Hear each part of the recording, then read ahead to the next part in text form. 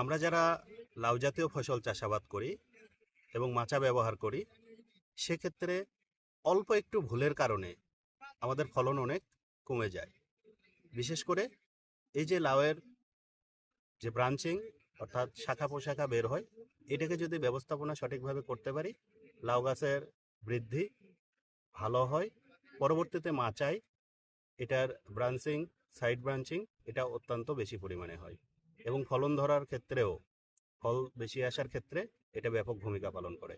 এই যে আমরা একটা গাছ দেখছি, এই যে লাউ গাছটা, এখানে বিভিন্ন জায়গায় কিন্তু আমাদের ব্রাঞ্চ অর্থাৎ শাখা প্রশাখা বের হয়েছে। প্রধান কাজ হচ্ছে এই গাছটাকে মাচার উপর তুলে দিতে হবে। এই জন্য নিচে যে ব্রাঞ্চগুলো আছে এগুলো আমরা রাখতে পারবো না। এগুলো যদি আমরা রেখে দিই, মূল গাছের বাড়বাড়তে কমে যাবে। সেক্ষেত্রে আমাদের পরবর্তীতে এই গাছটা দুর্বল হওয়ার সম্ভাবনা থাকবে এবং নিচে যে ডালগুলো আছে এইটাতে কিন্তু কোনো ফল বা ফুল আসবে না। এরা শুধু খাবেই এবং গাছকে দুর্বল করবে। তাই আসুন, মাচায় গাছ তুলে দেওয়ার জন্য আমরা সাইড ব্রাঞ্চিংটা কাটবো এবং এটা মাথায় রাখতে হবে, একটা লাউ গাছে যখন আমাদের পাতার সংখ্যা 10 থেকে 12 বা 15 হয়ে যাবে, তখন এই ব্রাঞ্চিংগুলো আমাদেরকে কাটতে হবে। আসুন আমরা দেখি সেটা। এই যে গাছটা, এখানে দেখেন, এই যে এই ব্রাঞ্চটা কিন্তু নিচের দিকে ঝুলে আছে। এটা শুধু খাবার খাবে, এটা কিন্তু পরবর্তীতে কোনো ফল দেবে না। এই জন্য আমরা এই ব্রাঞ্চটাকে কেটে দেব এবং সেক্ষেত্রে ধারালো সেকেচার বা কাঁচি ব্যবহার করতে পারি অথবা চাকু ব্যবহার করতে পারি।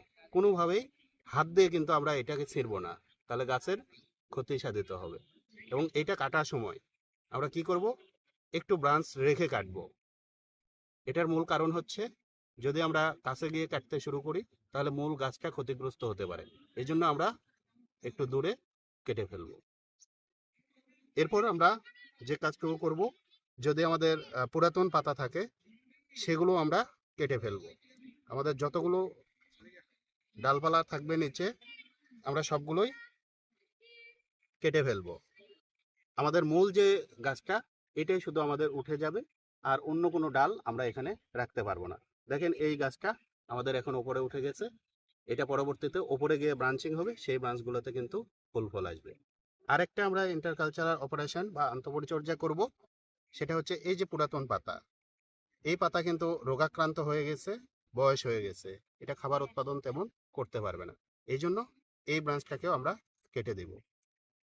কাটার পরে এই অংশগুলো আমরা একেবারেই জমির বাহিরে অন্য কোনো জায়গায় ব্যবস্থাপনা নিব। কোনোভাবে এটা জমিতে রাখতে পারবো না, তাহলে এখানে রোগ পোকামাকড়